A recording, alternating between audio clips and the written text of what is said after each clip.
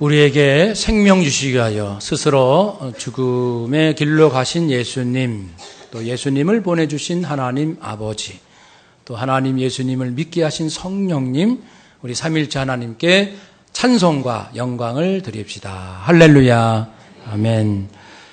또 우리는 하나님의 영광을 아는 자들입니다. 얼마나 존귀한 자들인지요. 우리 서로 인사합시다. 당신은 존귀하십니다. 아멘. 우리의 존귀함은 하나님으로부터 옵니다. 사랑하는 여러분, 우리 지난 3월 첫째 주일 3.1절 맞이하면서 나라에 대해서 묵상했습니다. 그래서 누구나 대한민국 부강한 나라, 존경받는 나라, 선교하는 나라, 대한민국 원하고 있습니다. 좋은 나라 되기 위해서는 모두가 잘해야겠지요. 그러나 특별히 지도자가 중요합니다. 그래서 인간적으로는 가장 작은 자였던 기드온이지만 하나님께서는 큰 용사라 부르셨기에 하나님의 뜻이 계신 거죠. 그래서 미약한 대한민국일지라도 강대국들 이 사이에서 하나님의 큰 영광을 드러내는 큰 용사 대한민국이요, 이렇게 불러주신 줄로 믿습니다. 이런 소망을 갖고 정말 지도자가 중요하다. 한 사람의 한 번의 선택으로 나라의 앞날이 바뀔 수 있기 때문에 그렇습니다. 이 기드온이라는 사사는 미디안에 공격받고 있는 조국을 위하여 자기는 힘이 없고 미약했지만 하나님께 순종, 또 순종, 계속하여 순종할 때 하나님께서 방법도 가르쳐 주시고 전략도 세워주시고 그래서 성공적으로 전쟁에서 이길 수 있었습니다. 그렇지만 위기가 또 닥친 거예요. 항상 이 형통한 날과 왜 그런지 인생에는 곤고한 날이 교대로 오거나 병행해서 오거나 항상 그런 거예요. 기드온도 예가 아닙니다. 모든 것이 성공이요 승리요 기분 좋았는데 뜻밖의 일들이 생긴 거죠. 그런 어려움을 지도자로서 어떻게 극복했는가, 이걸 배움으로써 우리는 이 시대의 대통령 이하 모든 이 땅의 지도자들, 또 우리는 영적인 지도자입니다. 그것을 믿으면 그렇게 되고 안 믿으면 안 됩니다. 그리스도인은 너희는 세상의 빛이라 예수님께서 말씀해 주셨기 때문에 그것을 믿으면 빛이 되고 안 믿으면 빛이 안 됩니다. 그래서 나는 세상의 빛이요 소금이다. 영적 지도자라는 뜻입니다. 그래서 나의 그 기도, 간절한 기도로 가정이 변화되고 국가가 변화될 수 있다는 확신을 가지시고 영적 지도자인 우리에게도 오늘 본문이 무엇을 깨우쳐 주시는지 기대해 봅시다. 기드온이 당한 위기는 그것입니다. 전쟁에서 승리했지만 에브라임 지파에서 시비를 거는 거예요. 시비를, 행패를 부립니다. 그것은 이 에브라임 지파가 시기 질투심 때문이에요. 기드온 사사는 므낫세 지파입니다. 므낫세 그리고 여기는 에브라임 지파. 이 둘 관계는 형제지간이죠. 그 아버지가 누굽니까? 그 애굽의 국무총리 요셉입니다. 요셉의 두 아들 그 지파 후손들인데 가장 사이가 좋아야 할 두 집안인데 왜 그러면 에브라임 지파가 이렇게 형 지파 쪽을 괴롭히는가? 그들 안에는 우월감과 자존심이 있기 때문에 그렇습니다. 아버지 요셉이 므낫세가 형이긴 하지만 사실 동생인 에브라임을 형으로 실질적인 장자로 이렇게 계속 취급해 줬어요. 근데 그러한 것도 있었고 또 가나안 땅을 정복할 때 맨 앞장선 요수아가 에브라임 지파 사람입니다. 그러니까 에브라임이 큰 공을 세운 것은 맞습니다. 그러니까 이 에브라임 지파는 항상 1등하기를 좋아하는 거예요. 집안에서도 1등, 지파 중에서도 1등, 항상 앞서가고 높임받고 맨 윗자리에 차지하기를 좋아하는 지파입니다. 그러다 보니까 만약 그렇지 않게 되면은 시기, 질투, 자존심을 내세우면서 이제 자꾸만 싸우려고 해, 다른 사람하고. 그래서 이 에브라임 지파는 그렇게 가나안을 정복한 이후에 땅 분배할 때 가장 적은 땅을 받았다고 불평을 많이 했거든요. 그것은 인구 비례로 주기 때문에 공평한 겁니다. 그런데도 하여튼 땅이 좁다고, 제일 작다고 불평을 많이 했었고, 지금 이 기드온 사사에 대해서도 자꾸만 시비를 걸고, 그리고 이 이후에 또 입다 사사가 나오는데, 그 입다 사사가 또 외적을 물리치고 이렇게 승리했을 때도 또 입다를 괴롭혔어요. 그때는 입다가 화가 하도 나가지고 자기 같은 동족이에요. 지파지만 우리로 말하면 우리는 이제 혈육 지파가 없으니까 경상북도 무슨 경기도 이런 구분이 있지 않습니까? 다 동족인데 하도 화가 나니까 입다가 그 에브라임 지파를 공격해가지고 42,000명을 죽였습니다. 그런 불행한 일도 있었고, 또 이 사사시대 끝나고는 통일왕국시대 누구죠? 사울, 다윗, 솔로몬. 그 통일왕국시대 다음에 그 마지막 솔로몬 왕 아들이 르호보암. 그 르호보암 때 여로보암이 쿠데타를 일으킵니다. 그래서 이스라엘이 남북으로 쪼개집니다. 분단되죠. 그 쿠데타를 일으킨 여로보암 편에 선 지파가 에브라임 지파입니다. 그러니까 반란군에 가입한 거예요. 하여튼 이 심보가 못 됐습니다. 항상 1등 하지 않으면은 못 견디는 아주 지독한 질투심, 지독한 우월감, 지독한 자존심, 이런 것으로 똘똘 뭉친. 그런데 이 지도자 기드온이 잠깐만 에브라임 지파가 이렇게 힘들게 하니까 어떻게 해야 되겠습니까? 참 중요합니다. 그 한순간 한 사건을 어떻게 다루냐에 따라서 나라의 앞날은 바뀔 수 있거든요. 분위기가 확 달라지잖아요. 가정도 그런 것처럼. 그때 기드온은 그렇게 말을 했습니다. 우리 8장 1, 2, 3절에서 2절, 3절을 함께 읽읍시다. 기드온이 그들에게 이르되 내가 이제 행한 일이 너희가 한 것에 비교되겠느냐? 에브라임의 끝물 포도가 아비에셀의 만물 포도보다 낫지 아니하냐? 하나님이 미디안의 방배 오렙과 스앱을 너희 손에 넘겨주었으니 내가 한 일이 어찌 능히 너희가 한 것에 비교되겠느냐 하니라. 기드온이 이 말을 하매 그때에 그들의 노여움이 풀리니라. 아멘. 그래서 전쟁할 때 중부 지역에서 일어났거든요. 그러니까 이제 아셀 지파, 스불론 지파랑 연합해서 싸워서 이겼는데 미디안이 퇴각할 때에 전멸하기 위해서 약간 남쪽에 있었던 에브라임 지파에게 기드온이 통보했습니다. 너희 지파가 이 퇴각하는 미디안을 차단시키고 우리 협공하자. 그렇게 해가지고 에브라임 지파가 공을 세웠어요. 그래서 끝을 잘 마무리했죠. 여기서 이기는 것도 중요하지만 전쟁은 마치 불씨를 완전히 사라지게 해야 하는 것처럼 이 퇴각하는 군사를 전멸시키는 그러한 대승을 거뒀는데 에브라임 지파의 공이 있습니다. 그것을 이제 인정해 주는 거예요. 너희가 퇴각하면서 미디안의 그 지휘관들을 멸절시킨 것은 대단한 것으로서 우리가 중부 지역에서 전쟁하여 이긴 것 못지않게 퇴각하는 부대들을 이렇게 모두 승리한 것은 우리와 비교할 수 없을 만큼 중요한 승리였다.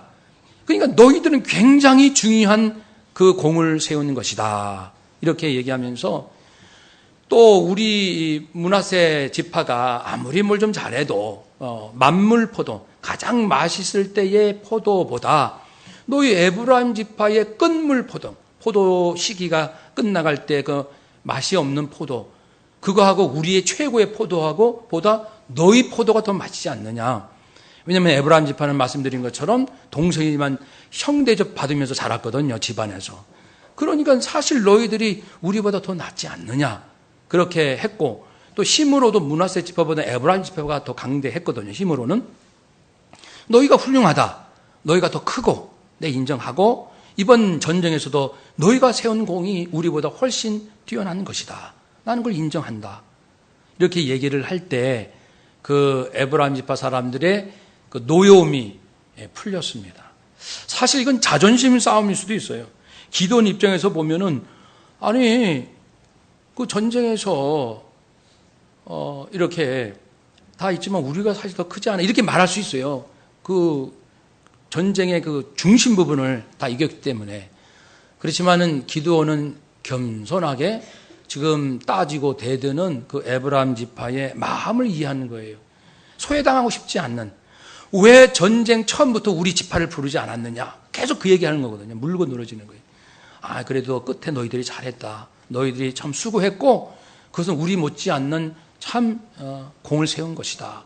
그렇게 해서 상대방의 수고한 것을 인정해주고 높여줌으로써 그들의 노여움이 풀리도록 했습니다. 사도 바울은 말씀합니다. 주의 종은 다투지 않는다. 잘 들어보세요. 주의 종들은 다투지 않는다. 교회 일을 하면서 목사님들끼리 다투는 게 아닙니다. 장로님들끼리 다투는 게 아니라고요. 권사님들끼리 다투는 게 아닙니다. 주의 종들은 다투지 않는다. 주의 종들은 모든 사람에 대하여 온유한 자다. 주의 종들은 가르치기를 잘하며 참으며 거역하는 자를 온유함으로 징계하는 것이다. 소프트 코렉션, 부드럽게 잘 교정해주는. 누가 좀 잘못을 해도 바로 윽박지르거나 멱살 잡거나 창피 주거나 수치를 주는 게 아니고 부드럽게 그걸 깨우치도록 깨닫도록 잘 이렇게 부드럽게 소프트 코렉션 잘 교정해주는 그것이 주의 종들이 아니냐. 주의 종들은 하나님의 명을 받들어 대리하는 대리자, 대사입니다. 주의 종들은 우리 모든 성도를 말씀하지요. 그래서 기드온이 이 에브라임 지파랑 싸우려고 하면은 싸울 수 있는 여건이지만 그러나 에브라임의 그 기드온의 겸손함으로 그들의 노여움이 풀리고 다시 화목하게 되어서 기드온이 사사로서 통치하는 40년 동안 이스라엘 백성은 평온하였는지라 했습니다. 우리 가정, 여러분의 가정이 평안하신지요? 평안하십니까? 부부관계는 평안하신지요? 부모 자녀 관계 정말 소통이 되고 서로 불쌍한 줄 알고 고생한 줄 알고 서로 이렇게 품어주십니까? 우리 성도님들 관계는 어떠신지요? 그래서 우리는 다 하나님의 종들인데 우리는 다툼으로 내 자존심과 욕심을 채우는 것이 아니고 나보다 상대방을 높여줌으로써 말입니다. 기드온이 훌륭한 점은 사람 앞에 이렇게 겸손하였다는 겁니다. 한번 더 합시다. 사람 앞에 겸손합시다. 두 번째 또 위기가 있어요. 그것은 이스라엘 백성들이 이제 마음이 좀 바뀌어가지고 우리가 평온하기는 하지만은 주변 나라가 언제 쳐들어올지 몰라요. 그러니까는 이방 나라들처럼 우리도 왕을 세우자. 왕 중심으로 똘똘 뭉쳐서 언제나 강력한 국방을 이루자. 이런 마음을 갖고 기드온이요. 당신과 당신 아들과 자손이 우리를 계속해서 다스려 주기를 원합니다. 우리의 왕이 되어 주소서 했습니다. 이방 나라에 왕이 있었다는 것은 아브라함 때부터 이미 기록이 나와요. 아브라함이 그 롯을 구할 때 그 이방 나라들의 그 연합체와 싸웠거든요. 그때가 왕정, 이방 왕들과 싸웠습니다. 그러니까 옛날부터 왕들이 있었어요. 주변 나라에는. 근데 이스라엘은 없어요. 그러니까 이스라엘 백성들이 생각하기에 왜 나라가 이 침략을 당하느냐? 왕이 없어서 그렇다. 왕정 체제가 아니어서 그렇다. 그게 아니거든요. 분명히 성경에 기록되어 있습니다. 이스라엘 백성이 하나님 앞에 범죄함으로 하나님께서 미디안 손에 7년 동안 이스라엘 백성을 붙이시니라. 역사의 주인은 하나님이십니다. 왕이 있고 없고 나라가 왔다 갔다 하는 게 아니에요. 미국이 없다고 우리가 망할 것 같습니까? 망하지 않습니다.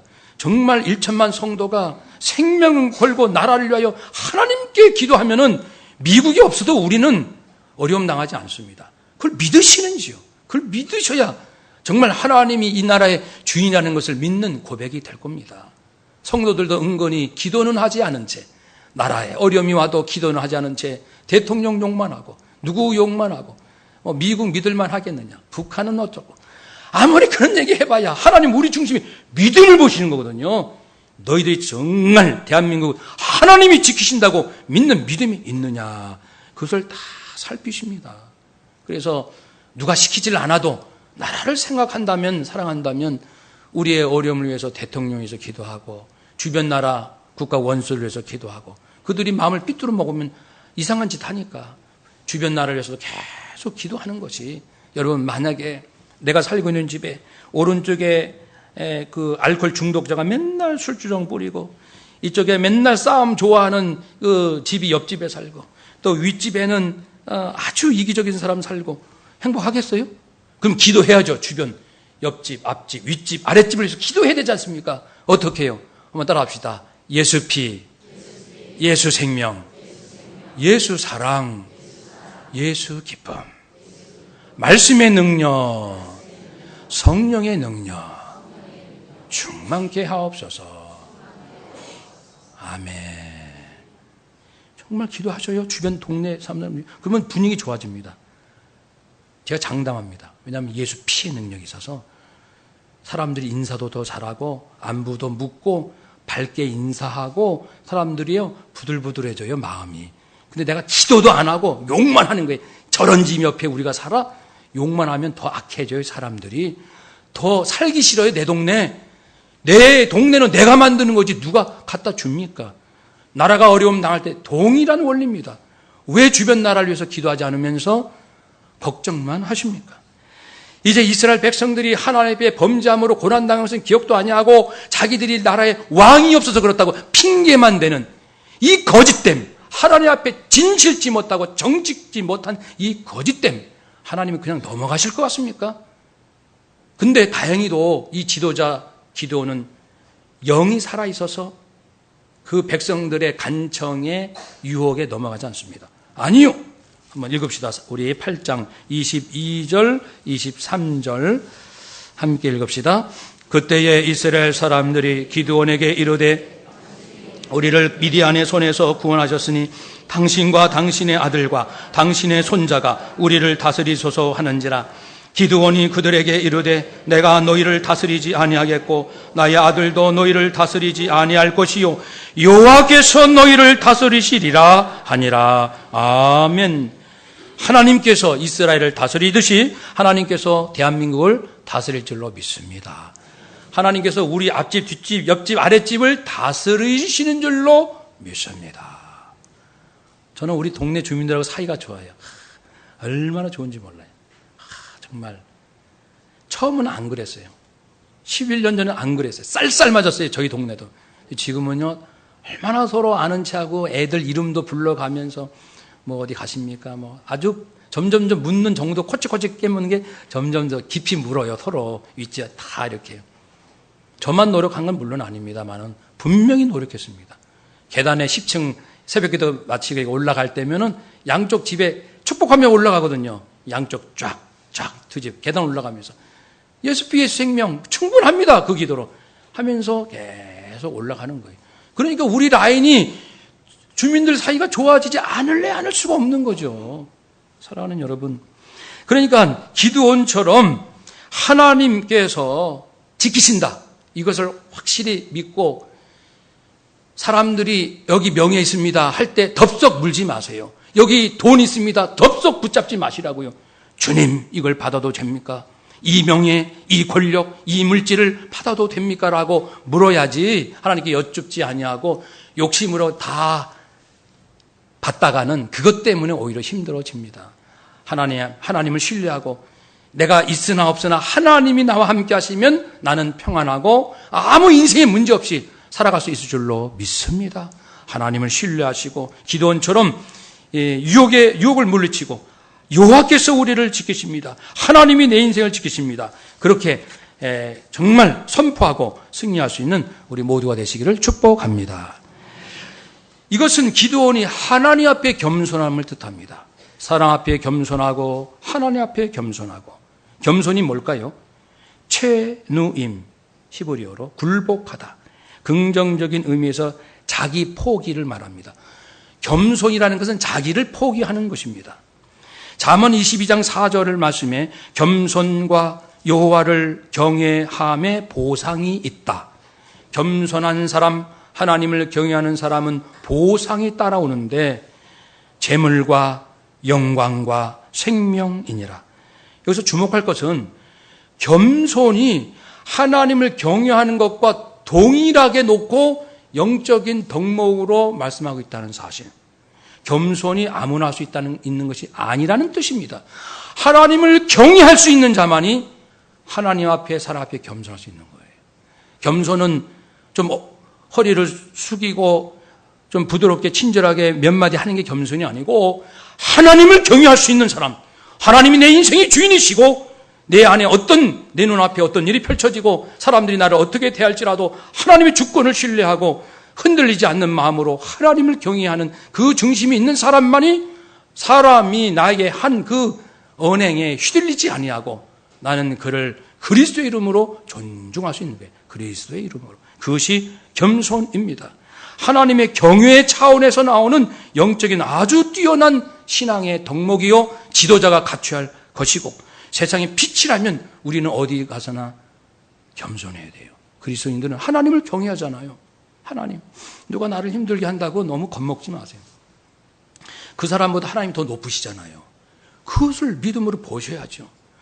오히려 하나님 앞에 저렇게 까불고 있는 저 사람, 철부지처럼 저렇게 뛰고 있는 저 사람 얼마나 불쌍합니까? 그러면 그 사람을 위해서 오히려 내가 기도해주고 또 하나님의 그 은혜가 그 사람이 임할 수 있도록 축복해야 됩니다. 그러면 저절로 겸손이 나오죠. 싸워보자 뭐 그렇게 하겠습니까? 나도 모르게 인내하게 되고 나도 모르게 오히려 마음이 다치는 것이 아니라 그 사람이 나를 힘들게 하니까 마음이 더 열리는 거예요. 어디를 향해서? 하나님을 향해서 와 열리는 거예요. 그건 신기하지 않아요? 지금 내가 아주 괴로움을 당했는데 내가 지금 괴롭힘을 당했는데 내 심령이 더 활짝 열린다. 어떻게 이게 가능합니까? 내 영이 하나님을 보기 때문이에요. 하나님을 경외하면 성령께서 내 마음을 그렇게 변화시켜 주십니다. 왜냐하면 겸손한 자에게 하나님이 놀라운 것을 약속해 주셨기 때문입니다. 들어보세요. 누가복음 18장 14절 자기를 높이는 자는 낮아지고 자기를 낮추는 자는 높아지리라. 예수님의 말씀입니다. 예수님 말씀. 진짜 누가 나를 자존심 상하게 하잖아요. 그러면 그걸 받아들이세요. 자존심이 그냥 상하세요. 누가 나를 창피하게 했다. 그 자리 창피스러워요. 그렇지만 창피를 그냥 받으세요. 그냥 당하고만 있으세요. 그리고 주님 앞에 가세요. 주의 이름으로 그를 축복하고 주님 안에서 내가 잘못한 것 인정할 거 있으면 인정하고 회개할 거 있으면 회개하고 주님 앞에 그냥 나갑시다. 너 나 이렇게 했어 나한테 이렇게 그 사람하고 시비 걸지 말고 하나님 앞에 깊이 나가자고요. 그러면은 하나님이 나를 높여주신다고 했습니다. 혹은 내가 죄를 졌다 할지라도 역대하 7장 14절 15절 말씀 내 백성이 혹 악한 길에 있을지라도 그 악한 길을 떠나서 스스로 낮아지고 기도하고 하나님을 찾으면 악한 일을 했다 하더라도 회개할 줄 안다면 하나님 얼굴을 찾으면 내가 하늘에서 듣고 내가 창피당한 일 그렇지만 하나님 앞에 나가면 하늘에서 하나님이 듣고 그 죄를 용서하고 네가 당한 고통을 고쳐줄 것이라 그렇게 말씀했습니다. 겸손한 자에게 그 외에도 하나님은 이렇게 축복의 말씀해 주셨습니다. 겸손한 자에게는 이런 상이 있다. 한번 따라 합시다. 기도 응답, 먹고 배부를 것이며 하나님의 보호를 받고 구원을 받고 은혜를 입고 지혜로운 자가 되며 존귀함을 입고 영예를 얻고 기쁨이 더해지고 영원히 소생하고 재물과 영광과 생명을 얻으리라. 아멘. 할렐루야. 그러니까 서로 겸손하려고 앞 다퉈야 됩니다. 교만하려고 교만은 망하는 길이에요. 세상에서는 혹통할지 몰라요. 좀 거들먹 피우고 어깨에 힘주는 사람, 다른 사람이 좀 우러러 보고 그 앞에서 굽실거리는 그 맛에 할지 몰라도 그건 그 인생이 망하는 길입니다. 교만한 자는 패망의 앞잡이라고 했습니다. 교만하면 망해요, 인생. 정신여고 선생님이 이런 간증을 했습니다. 매년 방학이 되면은 정신여고 틴라이프 중창단이 미국 순회를 해요, 연주하러. 보통 그때 15명이 한 해 갔었는데 미국의 고등학교, 대학교, 교회들을 이제 순회하면서 연주 이렇게 해요. 근데 이동할 때 봉고차로 이동하는데 12인승이 3명은 자리가 없어요. 그러니까 바닥에 앉거나 뭐 이렇게 대충 가야 됩니다. 굉장히 힘들죠.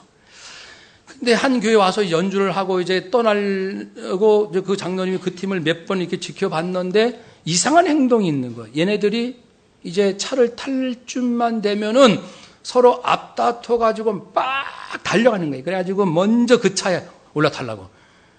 그러니까 그 모양이 좀 안 좋은 거예요. 뭐 싸우듯이 막 그러니까. 그래서 장로님이 인솔 선생님한테 아니 학생들 왜 저렇게 급히 이렇게 막 달려가냐고. 그랬더니 선생님이 뭐라고 얘기했을까요? 네, 장로님. 사실은 이 차가 12인승인데 우리 팀이 15명이라서 3명은 자리가 없다 보니까 바닥에 앉거나 이게 쪼그리고 앉거나 대충 이렇게 가요. 그러니까는 이 학생들이 빨리 가가지고 그 자리에, 바닥에 엎드리려고 가는 거예요. 왜? 바닥에 왜 엎드려요? 3명은 못 앉잖아요. 그러니까 자기가 먼저 쪼그리고 가려고 이 차 바닥을 차지하려고 엎드리고 있대. 내 자리. 서로 엎드린다는 거예요. 그러니까 내가 쪼그리고 가겠다. 내가 앉아서 가겠다. 바닥에. 누구라고요? 고등학생입니다. 이 연주가 유리한 것은 이 아이들의 영성이 그렇게 훌륭하기 때문이에요. 좀 부끄럽지 않아요? 고등학생 정도도 그렇게 훌륭합니다. 낮아질 줄 아는 거예요. 그러니까 이 장로님이 감동을 받아가지고 와 세상에. 그래서 그 자리에서 이분이 15인승 그 승합버스를 자기 기부했어요.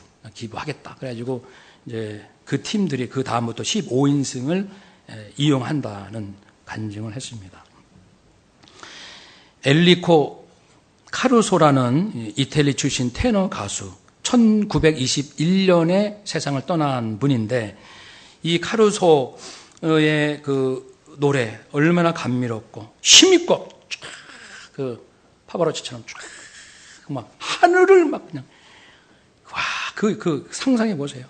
뉴욕의 메트로폴리탄 극장에서만 무려 607회를 이 독창했던 대단한 경력의 세계적 테너 가수. 근데 이분은 그 자존심 없다고 놀림을 당하는 거예요. 자존심도 없어. 세계적인 정상급 가수가 자존심도 없어. 잠깐만 사람들이 이제 흉보고 그러는 거예요. 왜냐면은 그때도 이제 어느 때 친구랑 같이 이제 시골 이게 조그만 도시에 가다가 음식점에 들어갔는데 그 종업원이 딱 보니까는 카루소. 그래서 그 평소에 음악을 좋아하는 요리사, 자기 주방장 그 요리사가 음악을 좋아하고 그렇기 때문에 막 들어가서 카루소 선생님 오신 것 같다. 그러니까는 막 뛰어나왔어요. 보니까 그분 같아. 그래가지고 막 어쩔 줄 모르게 황송하게 인사를 하고 맞습니까, 선생님? 그렇다고. 제가 평소에 선생님 얼마나 존경하고 직접 노래 듣는 게 참 소원인데요. 그랬더니 그 카루소가 그 가수가 그래요? 부르죠. 아주 쉽게. 그래 불러드릴게요. 정말요? 그러면서 이제 적석에서 오 솔레미오 부릅니다. 그 식당에 손님들이 그 감미로운 선율을 쫙 들으면서 감동해. 여러분 유튜브에서 카루소의 오 솔레미오 노래 한번 들어보세요. 이제 이분이 이러한 따뜻한 마음이 있다는 걸 알고 들으시면 그 노래가 더 감동이 될 거예요. 그러면서 이제 부르고 나왔어요. 나왔더니 친구가 이봐. 왜 이런 데서까지 다 노래하고 그래? 워낙 그러니까. 그때 뭐라고 했냐면은 이복에 저 요리사가 내 노래를 듣고 싶다고 하지 않는가. 그리고 저 요리사도 음식을 맛있게 해서 사람들에게 기쁨을 주는 사람인데 나도 기쁨을 주고 싶다고 저 사람도 누군가를 기쁨을 주고 나도 기쁨을 주는. 아니 노래 하나 하는데 뭐 그렇게 인색할 필요가 뭐가 있어. 그런 거예요. 그러니까 카루소는 자기 생전에 자기가 사람들에게 기쁨과 용기와 평안을 줄 수 있는 것은 노래예요. 그러니까 자기를 원하는 것은 그 어디든지 세계적 정상급 가수지만 시골이든 몇 사람이 모여있든 자기를 원하는 사람만 있으면 부르는 분이에요. 겸손한 분이죠. 어느 목사님이 그렇게 참 씁쓸한 말씀을 자기 좀 큰 교회입니다. 자기 교회 성도들이 제일 힘든 건 예배 마치고 은혜 받고 나가서 주차장에서 싸운대요. 왜 차를 이렇게 주차했느냐? 왜 늦게 나왔느냐? 전화 언제 이제야 나왔느냐? 매주 왜 이제 교인들이 많으니까 매주 싸우 주차장에서 여기서 싸우고 저기서 싸우고 주차. 그것도 어떤 분은 이제 저희 교회도 해당될 수도 있고 어느 교회나 그러는데 어디 가나 그래요 사실은. 그분은 아주 또 교회 오래 다닌 소위 오래 다닌 분들이 있고 앉을 때 통로 요 가를 앉는데 가에 딱 앉아가지고 안쪽부터 앉는 게 가에부터 앉아서 다른 사람 지나갈 때 힘들게 지나가게. 그리고 보통 보면 가운데가 비잖아요. 가로만 앉으려고 하니까. 그럼 늦게 오시는 분이 그 안에 파고 들어갈 수 있겠어요? 미안해가지고. 가가 비면 살짝 앉기 좋잖아요. 근데 굳이 끝에 가에만 먼저 와가지고 앉아가지고 나갈 때 편하게 하려고. 그런 이기심. 그게 우리 교인이다. 이렇게 참 힘들게 말씀하는 목사님 이야기를 들었습니다. 여러분, 우리는 그리스도인입니다. 세상에 빛이 될 분들은 우리가 좀 안에부터 앉고 앞자리부터 앉고 뒷사람 올 걸 생각해서 착착착 이렇게 해주고 조금 내 수고해서 주차 좀 빨리 빠지고 늦게 얼마나 차이가 나겠습니까?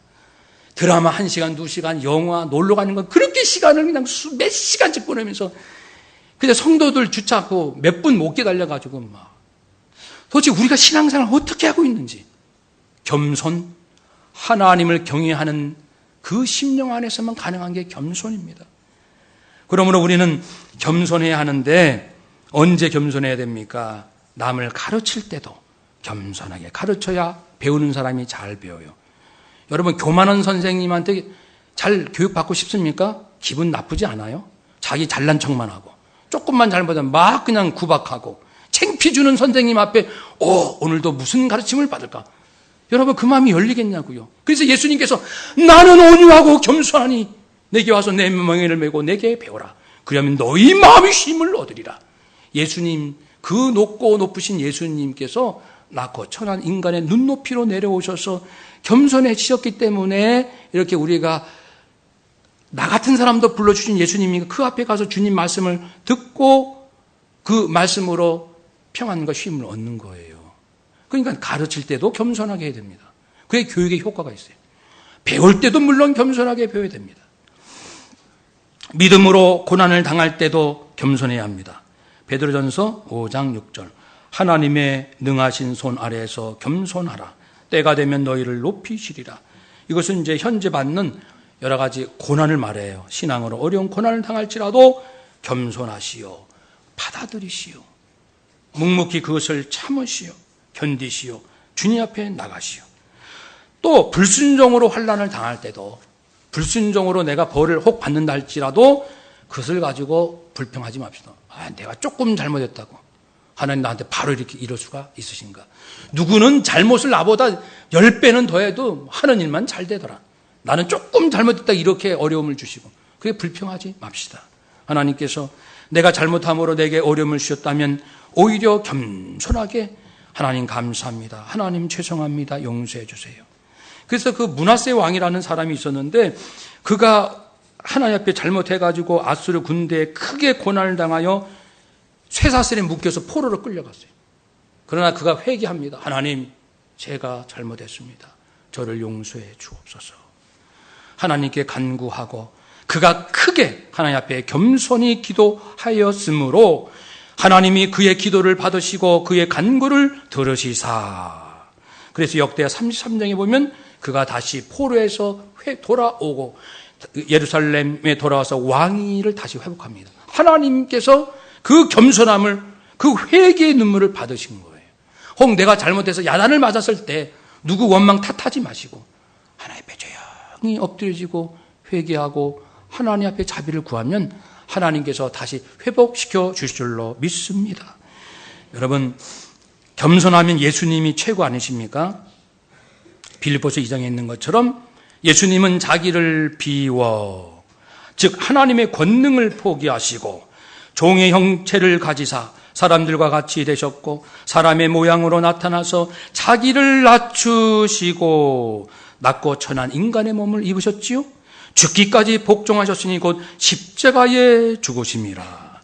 한번 따라 합시다. 포기하시고 낮아지시고 죽으신 예수님. 그러므로 하나님께서 예수님을 모든 만물 위에 뛰어난 이름으로 세우시고 사람들이 모두 예수를 주라 시인하여 하나님 아버지께 영광을 돌리게 하셨느니라. 그래서 겸손하게 되면은 하나님이 나를 높여주시고 사람이 나를 높여주고 또 사람들이 하나님께 영광을 돌린다. 즉 그들 인생이 올바로 잡히는 거예요. 그러니까 계속 교만한 사람이 친구가 있으면 나는 계속 겸손으로 나가야 됩니다. 그래 어느 날 교만한 친구가 내가 교만하구나. 그걸 깨닫는 거예요. 교만한 사람은 겸손한 사람을 보고서 깨닫는 거예요. 거짓말을 많이 한 사람은 정직한 사람을 볼 때 내가 참 거짓말을 많이 하는구나. 그걸 깨닫는 거예요. 우리는 세상의 빛입니다. 우리가 겸손히 나가면 주변 사람들도 다 겸손하게 될 줄로 믿습니다. 그것이 천국이죠. 그것이 천국이죠. 겸손하는 방법 3가지 말씀드리겠습니다. 첫째, 한번 따라 합시다. 하나님의 주권을 신뢰합시다. 형통한 날이든 곤고한 날이든 어떤 일이 내게 주어진다 할지라도 하나님 주권 아래 일어납니다. 하나님이 허락하지 않냐면 새 한 마리도 떨어져 죽지 않는다고 했어요. 하나님이 허락지 아니하시면 새 한 마리도 그냥 떨어지는 법이 없다고 했어요. 그러니 혹 억울한 일을 당했다 할지라도 하나님의 주권을 믿고 겸허하게 이 고통을 우리가 받아들이자. 하나님의 주권을 신뢰하자. 한번 또 따라합시다. 2번째입니다. 서로 도토리 키재기를 하지 맙시다. 사람이 겸손할 수 있는 방법은요, 하나님의 위대하심에 푹 젖는 거예요. 하나님의 위대하심을 보지 못하는 사람은 그저 도토리 키재기에 목숨 걸어요. 너 나한테 이렇게 했어? 나보다 잘 사네? 저 사람 나보다 편하면서 저렇게 잘 될 수가 있어. 도토리 키재기 하는 거예요. 하나님의 위대하신 그 우주 좀 보세요. 우주가 얼마나 위대하고 얼마나 형용할 수 없는 그 우주를 하나님이 다 통치하시고 품으시고 온 지구의 만물, 하늘 땅 모든 땅 속에 있는 버러지까지 하나님이 다 사랑으로 돌보시고 하나님의 그 큰 사랑을, 그 지혜와 능력을 우리가 충만히 깨달아야 됩니다. 그리고 우리가 이게 먹고 살고 있는 것은 하나님의 은혜로 하는 것입니다. 그래서 이제 앞으로는 누구랑 비교하지 마시고 무슨 키재기요?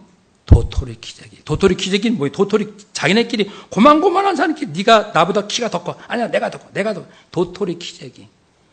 평생 도토리 키재기 하다가 인생을 마감하시려고 합니까? 그 자존심이 뭐라고? 그 우월감이 뭐라고? 그죠? 우리가 잘나면 뭐가 얼마나 잘나요?